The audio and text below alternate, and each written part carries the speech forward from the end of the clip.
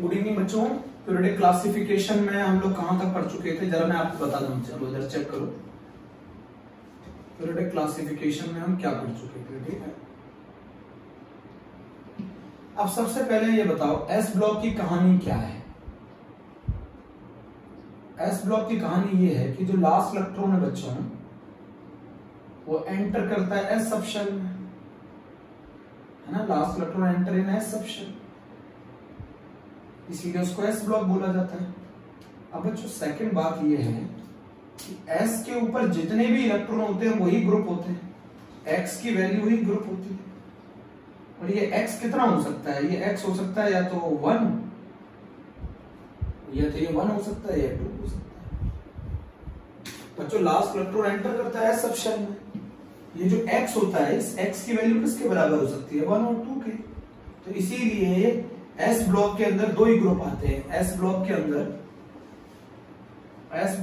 दो ग्रुप आते हैं, एक ग्रुप आता है फर्स्ट, एक ग्रुप आता है second.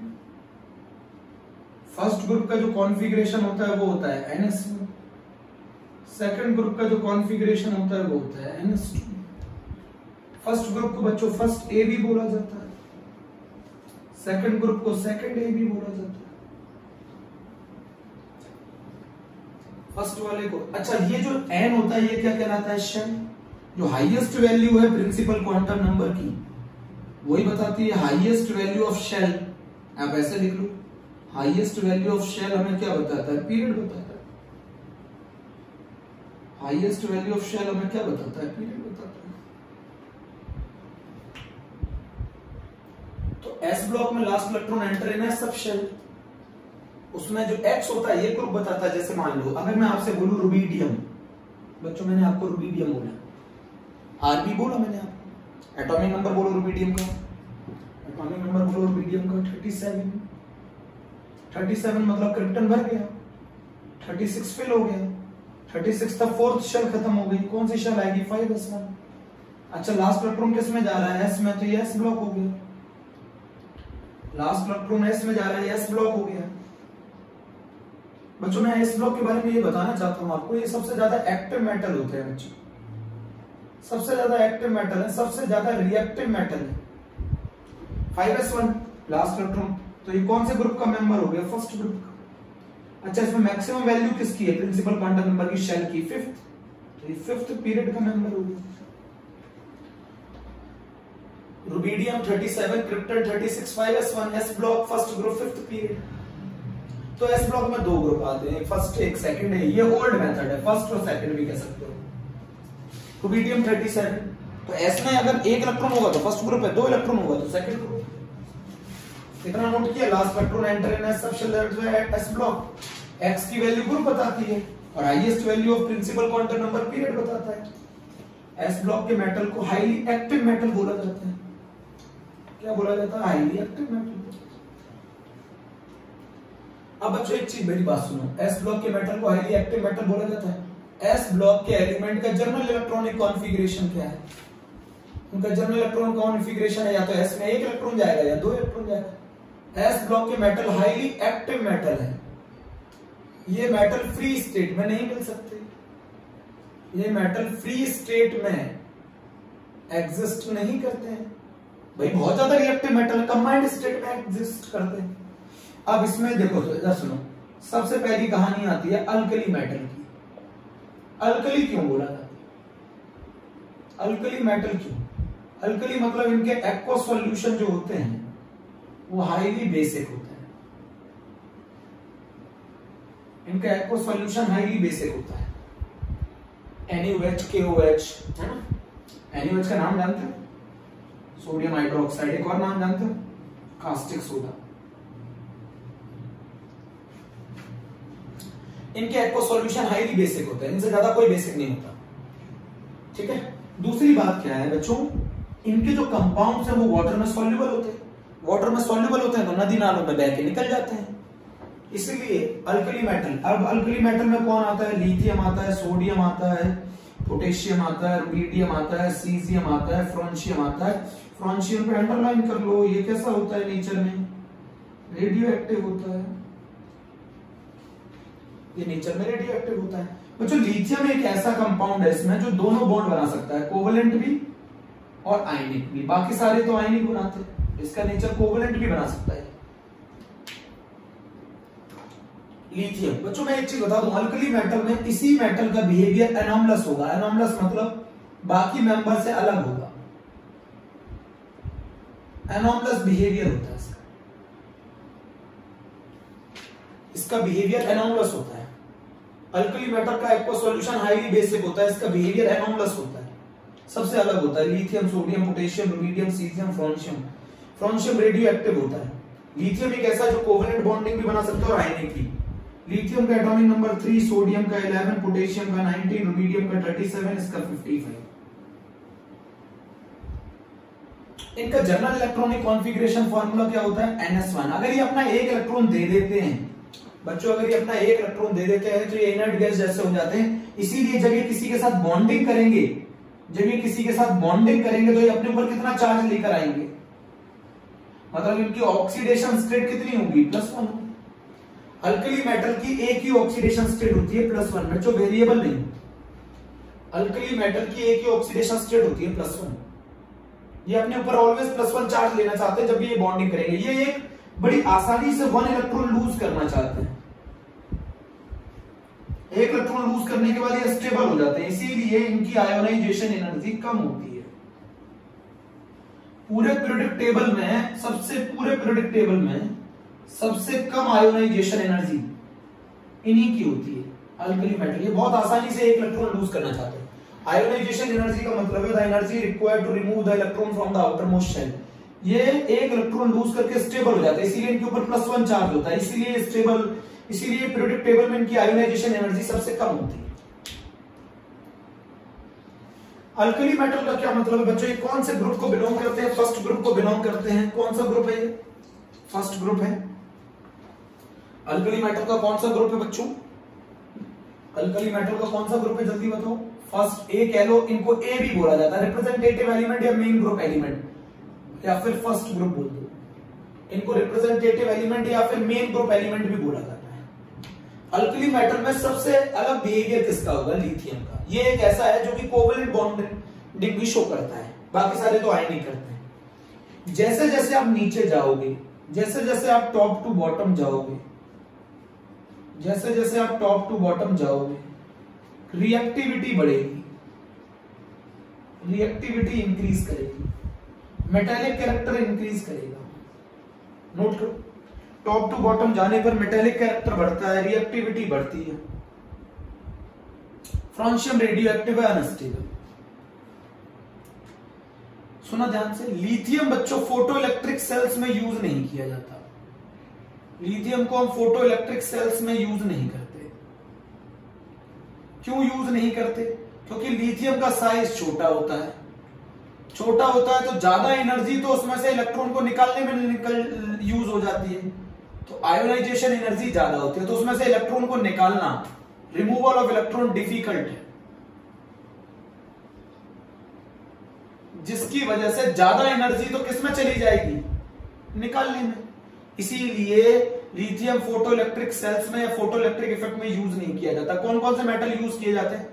Potassium and caesium is used in photo electric effect. क्यों किए जाते हैं? एनसीईआरटी का क्वेश्चन। क्योंकि इनकी आयोनाइजेशन एनर्जी कम होती है। एटॉमिक स्ट्रक्चर में इसी चीज को वर्क फंक्शन बोलते थे मेटल का। आयोनाइजेशन एनर्जी कम होती है, इनका वर्क फंक्शन कम होता है, इनमें से इलेक्ट्रॉन को निकालना आसान है। नोट किया बच्चों? तो अल्कली मेटल का एक्वा सॉल्यूशन हाईली बेसिक होते हैं। लिथियम का बिहेवियर सबसे अलग है, एनॉमलस बिहेवियर है। ये वाली फैमिली की ऑक्सीडेशन स्टेट +1 होती है। ये बड़े आराम से एक इलेक्ट्रॉन लूज करना चाहते हैं, स्टेबल हो जाएंगे इनर्ट गैस जैसा। आयोनाइजेशन एनर्जी कम होती है और फ्रांशियम इसमें रेडियो एक्टिव होता है। टॉप टू बॉटम जाने पर रिएक्टिविटी बढ़ती है, मेटालिक कैरेक्टर बढ़ता है। टॉप टू बॉटम जाने पर रिएक्टिविटी बढ़ती है, मेटालिक कैरेक्टर बढ़ता है। लिथियम को फोटो इलेक्ट्रिक सेल्स में यूज नहीं किया जाता। नोट किया? स्क्रीनशॉट ले क्या?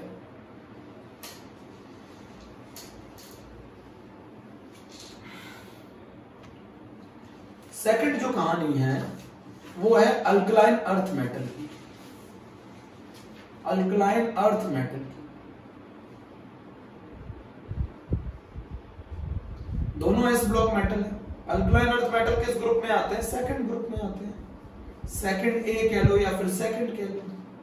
इनका जर्नल इलेक्ट्रॉनिक कॉन्फ़िगरेशन फार्मूला क्या होता है? NH2 होता है। इनका journal electronic configuration formula NH2 होता है। इनकी वैलेंस इलेक्ट्रॉन 2 होते हैं। ये 2 इलेक्ट्रॉन अगर लूज कर देंगे तो ये इनर्ट गैस जैसे हो जाएंगे, इसीलिए इनकी ऑक्सीडेशन स्टेट +2 होती है। बच्चों, beryllium, magnesium, calcium, strontium, barium और radium, radium radio active, radium radio active है। ये मेटल फ्री स्टेट में नहीं मिलते, कंबाइंड स्टेट में मिलते हैं, क्योंकि हाईली रिएक्टिव होते हैं। ये हाईली रिएक्टिव होते हैं, इसीलिए ये फ्री स्टेट में नहीं मिलते। डाउन द ग्रुप जाने पर रिएक्टिविटी बढ़ती है, डाउन द ग्रुप जाने पर रिएक्टिविटी बढ़ती है, मेटालिक कैरेक्टर बढ़ता है। समझ रहे हैं ना? डाउन द ग्रुप जाने पर मेटालिक कैरेक्टर बढ़ता है। जैसे मान लो अगर मैं आपको दे दूं लिथियम, सोडियम, पोटेशियम, तो बताओ सबसे ज्यादा मेटालिक कैरेक्टर किसमें होगा? सबसे ज्यादा मेटालिक कैरेक्टर पोटेशियम में होगा। ठीक है, रेडियम रेडियो एक्टिव है। बच्चों, इसमें बेरिलियम का जो बिहेवियर है ये एनोमलस है। एनोमलस जो बाकी मेंबर से अलग होता है, सही है। बेरिलियम इसमें एक ऐसा मेंबर है जो कैसी बॉन्डिंग शो करता है? कोवलेंट शो करता है। बेरिलियम का हाइड्रोक्साइड जो होता है ना, BeOH का होल ट्वाइस, या फिर बेरिलियम का ऑक्साइड BeO, इन दोनों का नेचर एम्फोटेरिक होता है। इन दोनों का नेचर एम्फोटेरिक होता है। एम्फोटेरिक, एम्फोटेरिक मालूम है ना? Which react with both acid as well as base. Amphoteric means react with both,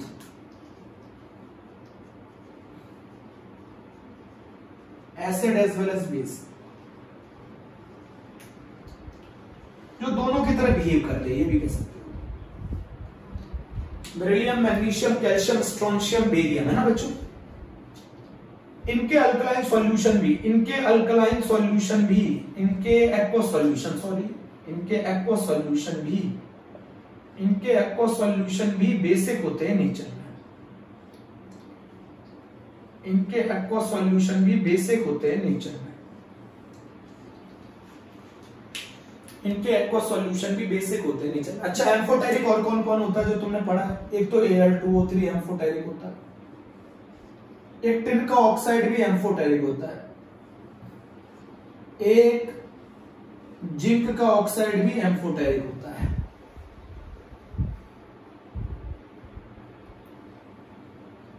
ठीक है, एक गैलियम का ऑक्साइड भी एम्फोटेरिक होता है।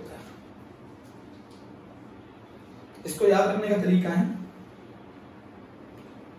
बेसन गाल पर, जीभ पर, बेसन गाल पर, जीभ पर, बेसन गाल पर और जीभ पर, जीभ पर लेड का ऑक्साइड भी एम्फोटेरिक होता है। नोट कर लो, बेसन गाल पर, जीभ पर, ये एम्फोटेरिक वो होते हैं जो दोनों की तरह बिहेव कर लेते हैं। डाउन द ग्रुप जाओगे मेटालिक कैरेक्टर बढ़ेगा। सेकंड ग्रुप के मेंबर हैं, इनके आउटर मोस्ट शेल में 2 इलेक्ट्रॉन होते हैं। बेरिलियम का बिहेवियर एनोमलस है, वो कोवलेंट बॉन्ड बनाता है, बाकी ज्यादातर को आयनिक बनाते हैं। रफ कर दो।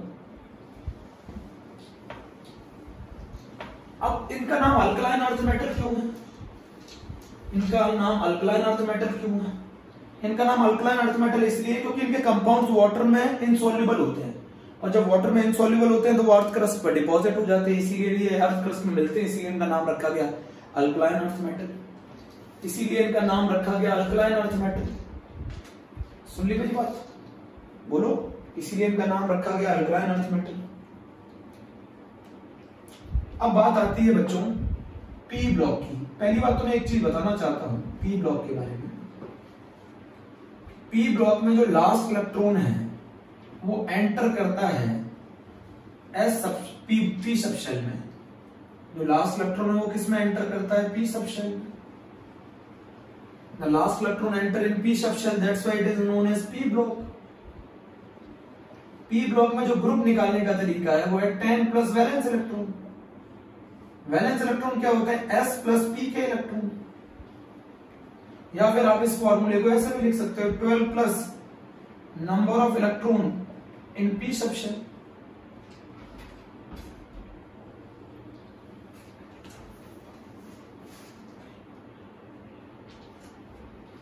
Plus number of electron in p subshell. Last electron enter करता है पी सबशेल में, that's why they R P block element. 10 plus valence electron. अब जैसे मैं ये लिख दूं, देखो इधर NS2 NP3 है ना, तो अगर मैं आपसे पूछूं वैलेंस इलेक्ट्रॉन, तो वैलेंस इलेक्ट्रॉन का लेना देना शेल से होता है। अच्छा बताओ n शेल में कितने इलेक्ट्रॉन प्रेजेंट है? 2 प्लस 3 5। अरे n शेल में कितने इलेक्ट्रॉन प्रेजेंट है? 2 प्लस 3 5। इसीलिए मैंने लिखा है वैलेंस इलेक्ट्रॉन अगर आप p में निकाल रहे हैं तो S प्लस पी के इलेक्ट्रॉन का सम कर दो, वैलेंस इलेक्ट्रॉन आ जाएगा। बोलो। या फिर आप ऐसे भी कर सकते हैं 12 plus number of electron in p subshell है। मैं आपको एक चीज और बता दूं, पी ब्लॉक के अंदर जो ग्रुप आते हैं वो 13 से लेके 18 तक आते हैं। पी ब्लॉक के अंदर जो ग्रुप आते हैं वो 13 से लेके 18 तक आते हैं। पी ब्लॉक में जो ग्रुप आते हैं। अच्छा पीरियड क्या बताता है? मैक्सिमम वैल्यू, फिर वही कहानी बार बार, maximum value of principal quantum number period बताती है। जैसे मान लो अगर मैं आपको नाइट्रोजन देता हूं तो nitrogen atomic number 7, helium 2s2 2p3, last electron किस में गया? पी में, तो ये पी ब्लॉक हो गया। मैक्सिमम वैल्यू बताओ शेल की, तो ये सेकंड पीरियड मेंबर हो गया। अच्छा ग्रुप बताओ, वैलेंस इलेक्ट्रॉन कितने हैं? 5, 10 प्लस 5 15, या फिर 12 plus number of electron in p subshell 350। बच्चों 13th को यहां थर्ड ए बोला जाता है, 14th को फोर्थ ए बोला जाता है, 15th को फिफ्थ ए बोला जाता है, 16th को सिक्स्थ ए बोला जाता है, 17th को 7 ए बोला जाता है। ये भी मेन ग्रुप एलिमेंट या रिप्रेजेंटेटिव एलिमेंट बोले जाते हैं। P block as well as s block को क्या बोला जाता है? रिप्रेजेंटेटिव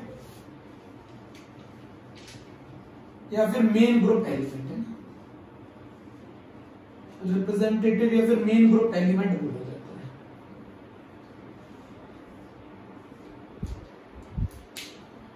पी ब्लॉक के अंदर बच्चों, पी ब्लॉक के अंदर तीनों आते हैं। पी ब्लॉक के अंदर मेटल भी आते हैं, नॉन मेटल भी आते हैं और मेटलॉइड भी आते हैं। मेटलॉइड का दूसरा नाम सेमी मेटल है। मेटलॉइड का दूसरा नाम सेमी मेटल है। 18th ग्रुप को बच्चों, 18th ग्रुप को मेंडलीव पीरियोडिक टेबल में जीरो ग्रुप भी बोला गया है। 18th ग्रुप को जीरो ग्रुप भी बोला जाता है। पहले नोट करो।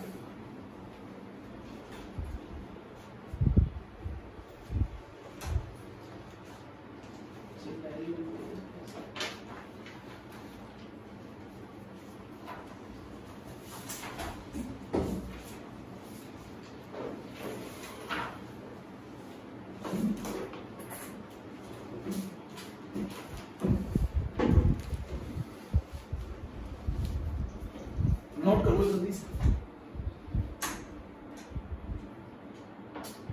रफ कर दो।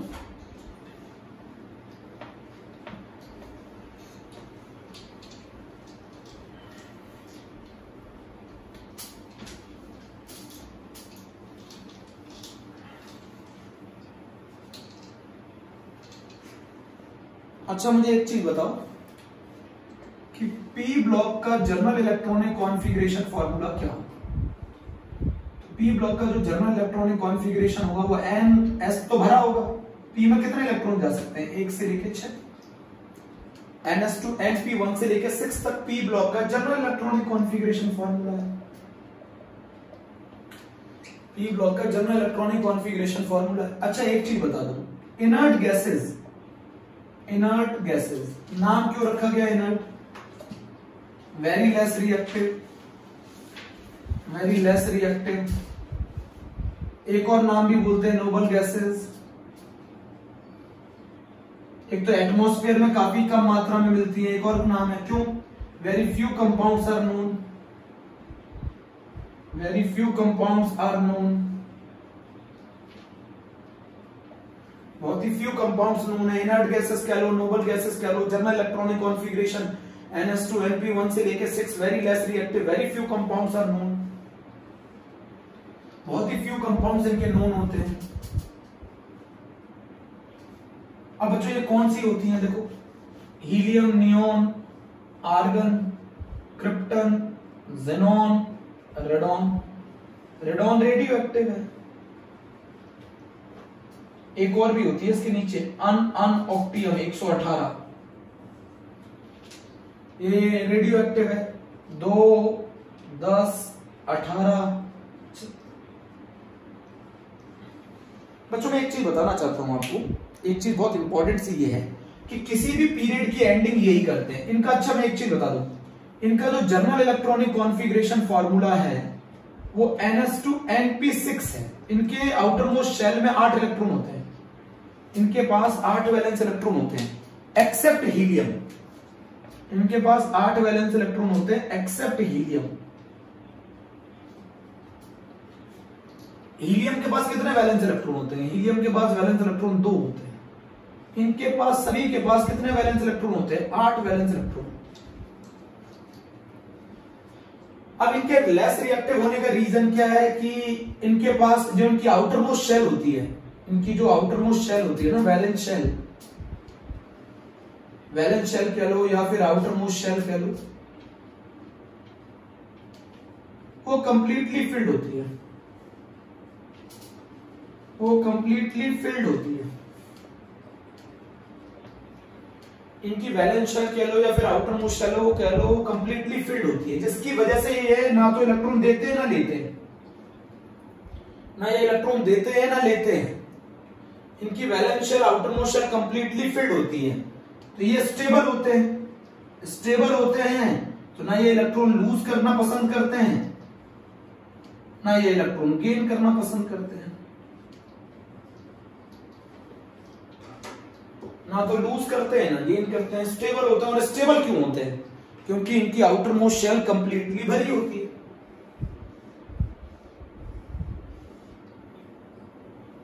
जल्दी नोट कर लो।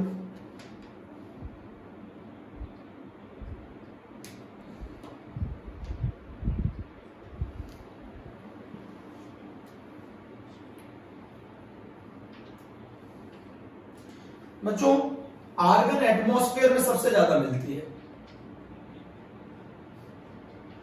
आर्गन एटमॉस्फेयर में सबसे ज्यादा मिलती है। 3 इनर्ट गैसेस के कंपाउंड्स नोन नहीं है, हीलियम, नियोन और आर्गन का कोई कंपाउंड पता नहीं चला आज तक। हीलियम, नियोन और आर्गन कोई कंपाउंड अभी तक नहीं पता है। किस किस के कंपाउंड पता है, क्रिप्टन के, जेनॉन के और रेडॉन के। क्रिप्टन एक ही कंपाउंड बनाता है KrF2, रेडॉन भी RnF2, सबसे ज्यादा ये बनाता है। Xenon form so many compounds. 12th class में रीजन पढ़ेंगे, अभी नहीं। आर्गन एटमॉस्फेयर में सबसे ज्यादा मिलती है, हीलियम, नियोन, आर्गन कोई कंपाउंड नहीं बनाती, क्रिप्टन बनाता है KrF2, xenon so many compound बनाता है, रेडॉन RnF2। तो ये हम लोगों ने इनर्ट गैसेस के बारे में पढ़ लिया। 18th ग्रुप है, इनका जो जनरल इलेक्ट्रॉनिक कॉन्फ़िगरेशन है वो NS2 NP6 है। इनके पास 8 वैलेंस इलेक्ट्रॉन होते हैं और जिसमें रेडॉन जो होती है वो रेडियो एक्टिव होती है। NS2 NP1 से 6 होता है। इनर्ट गैसेस कह लो, नोबल गैसेस कह लो, very less reactive, very few compounds are known, valence shell, outer most shell completely filled होती है, स्टेबल होती है, इसलिए ना तो ये इलेक्ट्रॉन लूज करना चाहते हैं ना गेन करना चाहते हैं।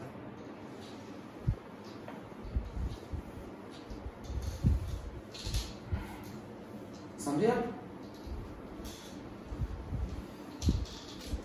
इनमें से इलेक्ट्रॉन निकालना बहुत मुश्किल है। क्यों इलेक्ट्रॉन निकालना बहुत मुश्किल है? क्योंकि इनकी आयोनाइजेशन एनर्जी, बच्चों स्टेबिलिटी खराब हो जाएगी ना। अगर एक इलेक्ट्रॉन लूज कर देंगे तो स्टेबल नहीं रहेंगे। तो ये इलेक्ट्रॉन ना तो देना चाहते हैं ना लेना चाहते हैं, हाईली स्टेबल। अच्छा, पी ब्लॉक के अंदर कुछ और नाम है, जैसे 15th ग्रुप का नाम नाइट्रोजन्स है।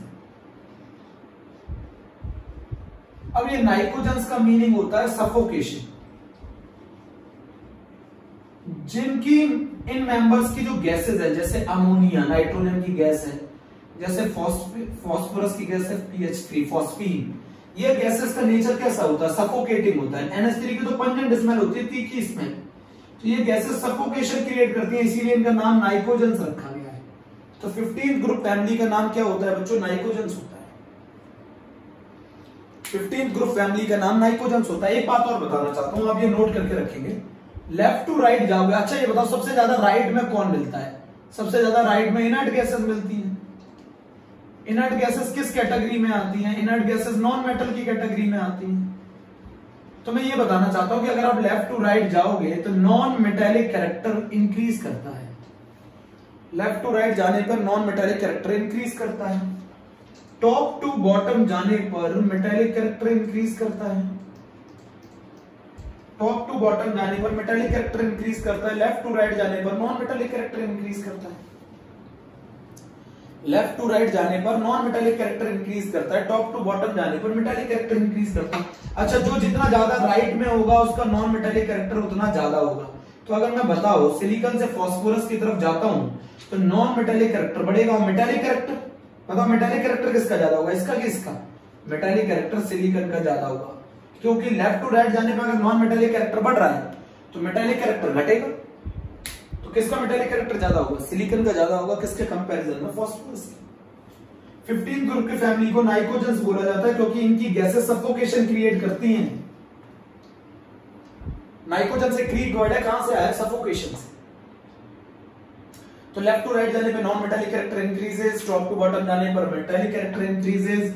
सिलिकॉन और फास्फोरस में से किसका मेटेलिक कैरेक्टर ज्यादा है? सिलिकॉन का। और अगर मैं ये पूछूं किसका नॉन मेटेलिक कैरेक्टर ज्यादा है तो वो फास्फोरस का ज्यादा है सिलिकॉन से।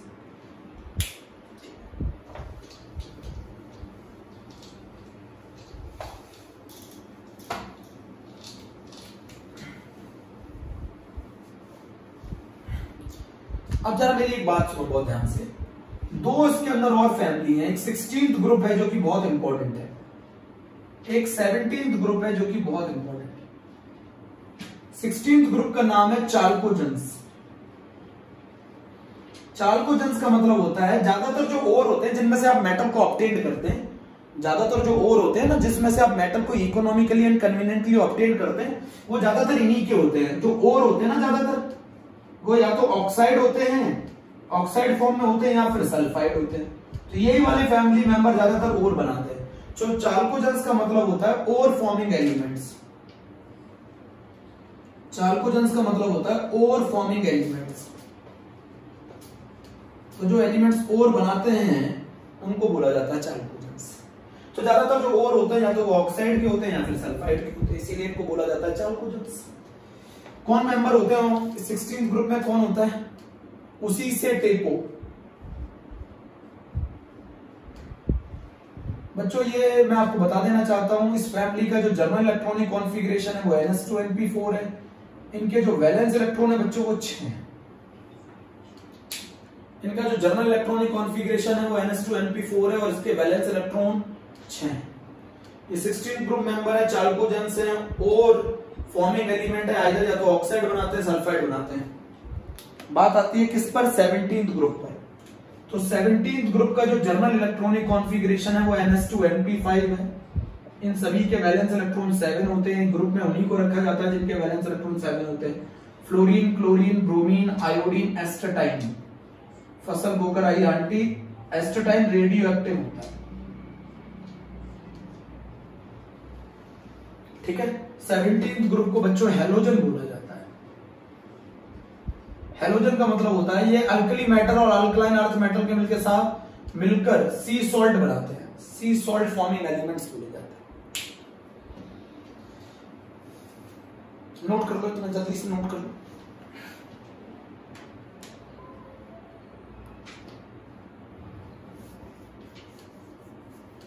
सिक्सटीन्थ ग्रुप को चाल्कोजेंस बोला जाता है, 17th ग्रुप को हैलोजेंस बोला जाता है। अब बच्चों में यहाँ पर एक वर्ड बता रहा हूं, इलेक्ट्रॉन गेन एंथैल्पी। एनसीईआरटी ने लिखा है इलेक्ट्रॉन गेन एंथैल्पी, मैं वैसे तो पढ़ाऊंगा। इलेक्ट्रॉन गेन एंथैल्पी का मतलब होता है इलेक्ट्रॉन को एक्सेप्ट करने के बाद जो एनर्जी में चेंज आएगा उसको बोला जाता है इलेक्ट्रॉन गेन एंथैल्पी। शॉर्ट में हम लोग बोलते हैं डेल्टा HEG। अगर ये चेंज नेगेटिव आता है बच्चों, अगर ये चेंज नेगेटिव आता है तो इसका मतलब है उस इलेक्ट्रॉन को बहुत तेजी से अट्रैक्ट कर रहे हैं, बहुत तेजी से लेना चाहते हैं। अब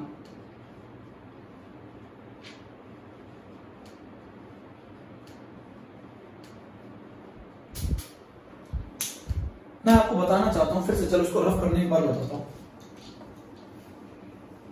16th ग्रुप को चाल्कोजेंस बोला जाता है, 17th ग्रुप को हेलोजन बोला जाता है, लेंथेनाइट सीरीज को रेयर अर्थ मेटल बोला जाता है, आफ्टर यूरेनियम एलिमेंट्स को ट्रांस यूरेनिक बोला जाता है, मैनमेड एलिमेंट्स होते हैं, ये सब आपको मैं पढ़ा चुका हूं। देखो इलेक्ट्रॉन गेन एंथैल्पी कैसे, जैसे मान लो कोई गैसियस एटम है, अगर ये एक इलेक्ट्रॉन को एक्सेप्ट कर ले और एनायन में कन्वर्ट हो जाए तो जो एनर्जी का चेंज आएगा उसको बोला जाता है इलेक्ट्रॉन गेन एंथैल्पी। एक आइसोलेटेड गैसियस एटम के द्वारा इलेक्ट्रॉन को एक्सेप्ट करने के बाद एनायन में कन्वर्ट हो जाने पर, अच्छा ये मुझे कैसे मालूम चलेगा ये इलेक्ट्रॉन को लेना चाहते हैं कि नहीं लेना चाहते हैं? तो जितना डेल्टा HEG की वैल्यू नेगेटिव होगी उतना तेजी से वो इलेक्ट्रॉन लेना चाहते हैं, उतना तेजी से इलेक्ट्रॉन को लेना चाहते हैं। जितना डेल्टा HEG की वैल्यू नेगेटिव होगी उतना तेजी से इलेक्ट्रॉन लेना चाहते हैं। नहीं समझे? हमें कैसे मालूम चलेगा कौन ज्यादा तेजी से इलेक्ट्रॉन लेना चाहता है कि नहीं लेना चाहता है? तो जिसकी इलेक्ट्रॉन गेन एंथैल्पी जितनी ज्यादा नेगेटिव होगी वो उस इलेक्ट्रॉन के लिए उतना ज्यादा लगाव, उतना ज्यादा प्यार करता है उस इलेक्ट्रॉन से, उतना ज्यादा लव करता है उस इलेक्ट्रॉन से, उतना ज्यादा अफिनिटी शो करता है उस इलेक्ट्रॉन के लिए। मतलब हम मुझे कैसे मालूम चलेगा कि ये इलेक्ट्रॉन के लिए ज्यादा अफिनिटी शो करते हैं कि कम अफिनिटी शो करते हैं? तो डेल्टा HEG की वैल्यू जितनी ज्यादा नेगेटिव होगी उतनी ज्यादा अफिनिटी होगी, जितनी ज्यादा एनर्जी रिलीज होती है उसका मतलब होता है उतनी ज्यादा खुशी हो रही है, जितनी ज्यादा खुशी हो रही है उतनी ज्यादा स्टेबिलिटी है। इसका मतलब जितनी ज्यादा एनर्जी रिलीज, नेगेटिव साइन यहां पर रिलीज को बताता है, नेगेटिव साइन यहां पर रिलीज को बताता है। जितना ज्यादा इलेक्ट्रॉन गेन एंथैल्पी की वैल्यू नेगेटिव होगी उतना ज्यादा एनर्जी रिलीज कर रहे हैं, जितनी ज्यादा एनर्जी रिलीज कर रहे हैं मतलब उतना ज्यादा खुश हो रहे हैं उस इलेक्ट्रॉन को लेकर, इसका मतलब है उतनी ज्यादा अफिनिटी। तो आपको बता दूं 16th group member and 17th group member, इनकी electron gain enthalpy highly negative होती है। ये बहुत ज्यादा तेजी से इलेक्ट्रॉन को लेना चाहते हैं। और 17th ग्रुप की electron gain enthalpy more negative होती है as compare to 16th group. भाई 17th ग्रुप को एक ही इलेक्ट्रॉन चाहिए, उनके वैलेंस इलेक्ट्रॉन 7 है, उनको एक इलेक्ट्रॉन और मिल जाएगा, उनका ऑक्टेट पूरा हो जाएगा, ऑक्टेट पूरा हो जाएगा तो स्टेबल हो जाएगा। तो सबसे ज्यादा तेजी से एक इलेक्ट्रॉन को कौन एक्सेप्ट करना चाहता है? 17th ग्रुप, हेलोजन अट्रैक्ट करना चाहते हैं, इसीलिए उनकी इलेक्ट्रॉन गेन एंथैल्पी सबसे ज्यादा नेगेटिव होती है। 17th ग्रुप की इलेक्ट्रॉन गेन एंथैल्पी सबसे ज्यादा नेगेटिव होती है। तो 16th और 17th ग्रुप के मेंबर्स इलेक्ट्रॉन को अट्रैक्ट करना चाहते हैं, अपनी तरफ एक्सेप्ट करना चाहते हैं, इसीलिए उनकी electron gain enthalpy more negative होती है। एनसीईआरटी में लिखा हुआ है। बोलो बच्चों, क्लियर हो गया? क्लियर? अब 2 क्वेश्चन है जो मैं बता रहा हूं बहुत आसान से। एनसीईआरटी पूछती है sodium, beryllium, magnesium, silicon, phosphorus arrange according to metallic character. मैं लिखना चाहता हूं सबसे ज्यादा मेटेलिक कौन होते हैं? अल्कली मेटल है ना। तो मैंने ये लिखा सोडियम, ये लिखा मैंने बेरिलियम, ये लिखा मैंने मैग्नीशियम, ये लिखा मैंने सिलिकॉन और ये लिखा मैंने फास्फोरस। तो सबसे ज्यादा मेटेलिक कौन होते हैं? Alkali metal. अल्कली मेटल में कौन है? सोडियम। फिर कौन होते हैं? Alkaline earth metal. अब अल्कलाइन अर्थ मेटल में ये देखो कि डाउन द ग्रुप जाने पर, अल्कलाइन अर्थ मेटल में ये देखो कि डाउन द ग्रुप जाने पर मेटेलिक कैरेक्टर बढ़ेगा। सबसे ज्यादा मेटेलिक कौन होते हैं? Alkali metal. उनके बाद कौन होते हैं? Alkaline earth metal. Alkaline earth metal में 2 केसेस हैं, 2 केसेस में ये लगाओ कि टॉप टू बॉटम जाने पर मेटेलिक कैरेक्टर बढ़ेगा तो बेरिलियम के बाद मैग्नीशियम के बाद बेरिलियम।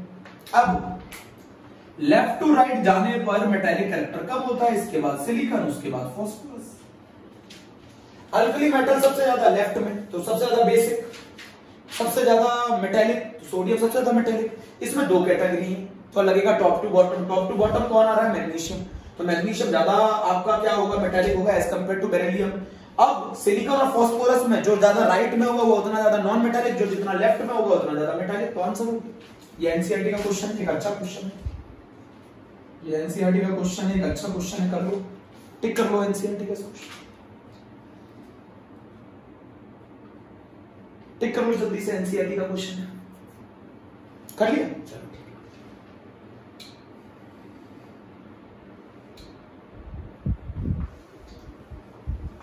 अरे मेटेलिक कैरेक्टर में क्या कहानी है? मेटेलिक कैरेक्टर में कहानी है कि लेफ्ट टू राइट जाओगे तो नॉन मेटेलिक कैरेक्टर बढ़ेगा, टॉप टू बॉटम जाओगे तो मेटेलिक कैरेक्टर बढ़ेगा, टॉप टू बॉटम जाओगे तो मेटेलिक कैरेक्टर बढ़ेगा, लेफ्ट टू राइट जाओगे तो नॉन मेटेलिक कैरेक्टर बढ़ेगा।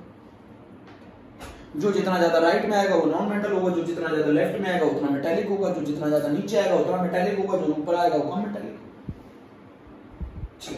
एनसीईआरटी का एक और क्वेश्चन है, एनसीईआरटी का एक और क्वेश्चन है 117 एंड 120 का हम लोगों को क्या बताना है?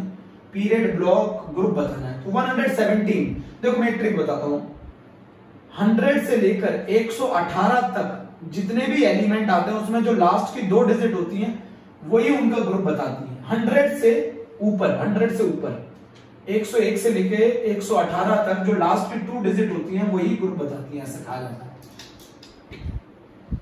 तो बच्चों जल्दी से कैसे लिखोगे? बोलो, ऐसे लिख लो 104 से लेकर 118 तक, 104 से लेकर 118 तक जितनी लास्ट 2 डिजिट जो होती हैं वही ग्रुप बताती हैं। लिख लो 104 से लेकर 118 तक जो लास्ट 2 डिजिट होती हैं वही ग्रुप बताती है।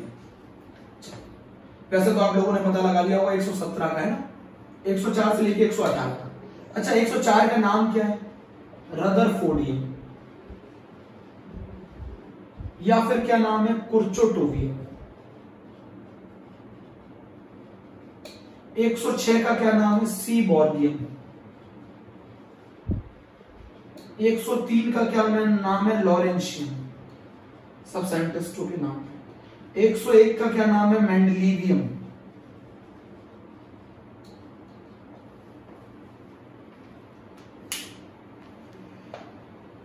नोट किया? चलो ठीक है।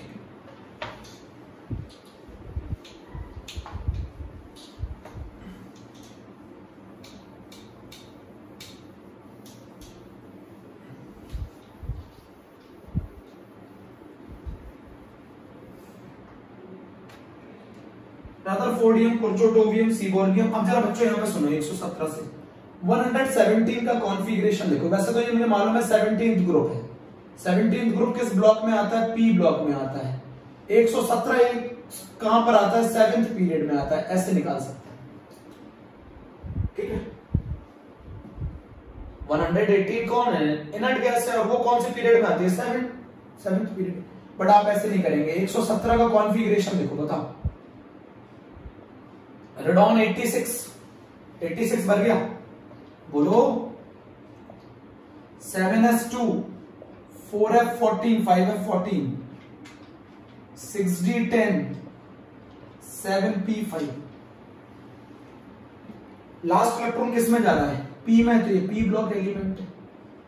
मैक्सिमम वैल्यू बताओ शेल की कितनी है? 7, तो 7th पीरियड है।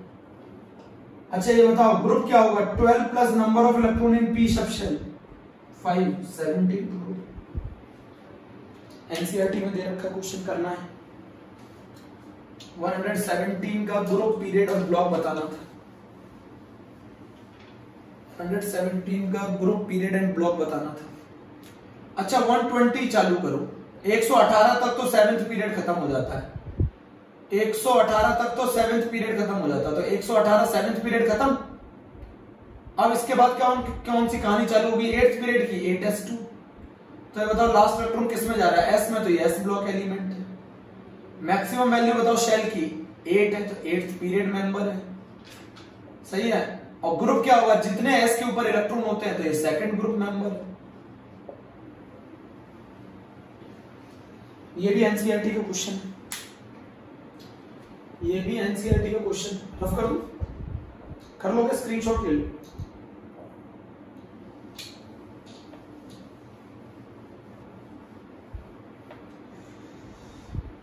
अब जरा मुझे एक चीज समझाओ, एक चीज और समझाओ। 5th पीरियड में 18 एलिमेंट्स आते हैं, जस्टिफाई करो। 5th पीरियड में 18 एलिमेंट्स आते हैं, जस्टिफाई करो।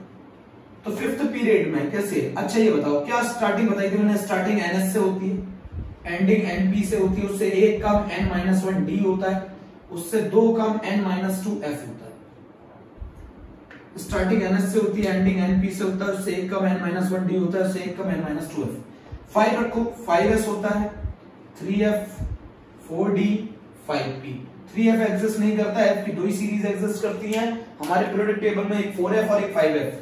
अब ये बताओ 5s, 4d, 5p, p में कितने इलेक्ट्रॉन 6, d में कितने इलेक्ट्रॉन 10, s में कितने 2, तो ये हो गए 18 एलिमेंट्स आते हैं। अच्छा मैंने एक चीज और बताई थी, इंपॉर्टेंट कर लो, लिख लो पहले इसको।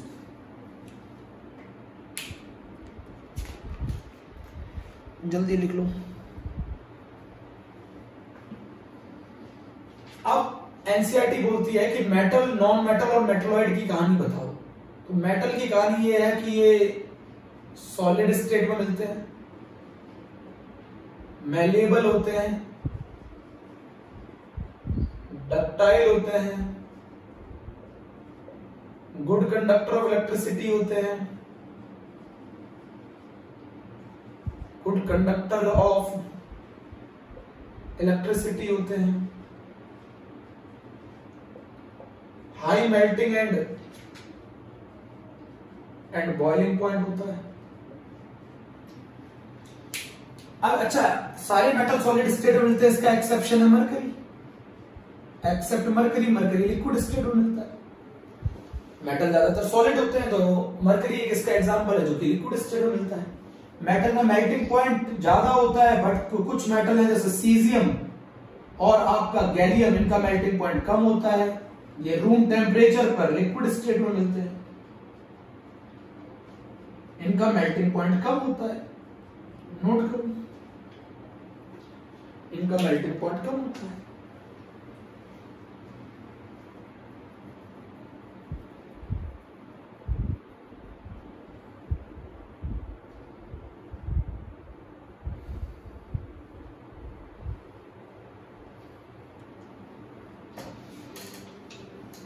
सीजियम और गैलियम वो दो मेटल हैं जिनका मेल्टिंग पॉइंट कम होता है।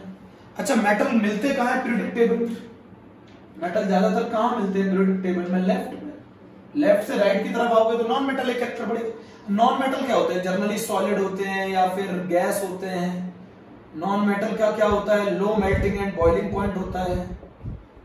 एक्सेप्ट बताओ किसका? एक्सेप्ट दो, कार्बन में डायमंड, कार्बन एंड बोरोन। जो कार्बन एंड बोरोन नोट कर लेना। Poor conductor of electricity, heat and electricity होते हैं, ये सब आपको पढ़ा होगा। Poor conductor of heat and electricity.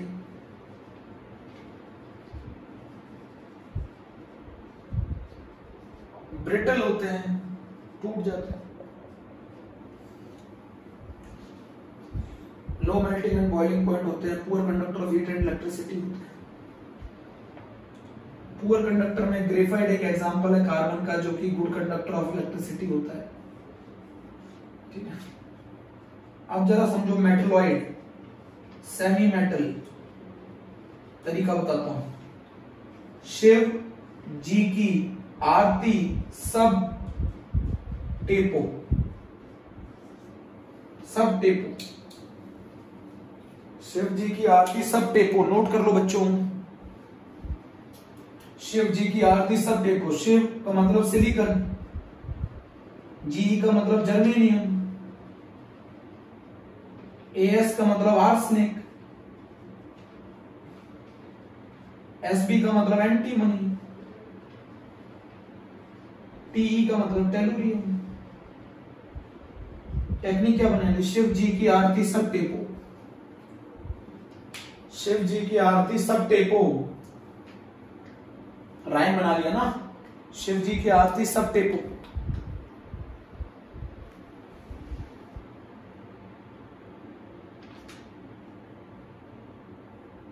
बस बच्चों इतना ही पढ़ना है।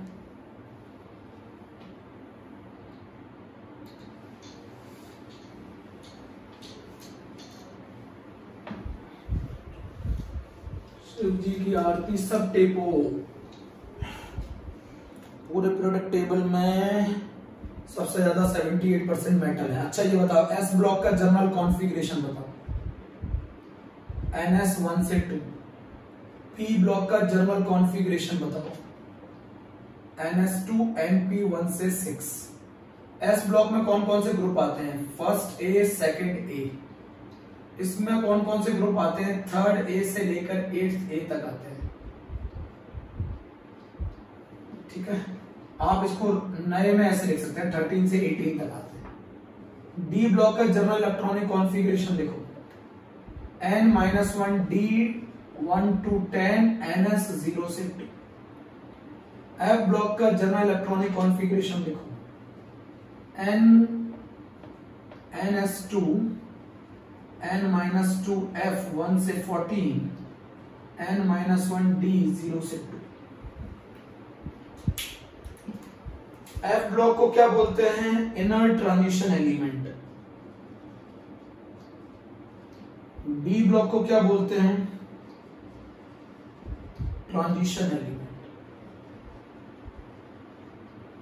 एस एंड पी ब्लॉक को क्या कहते हैं, मेन ग्रुप एलिमेंट। आज के लिए इतना, ओके थैंक यू बच्चों।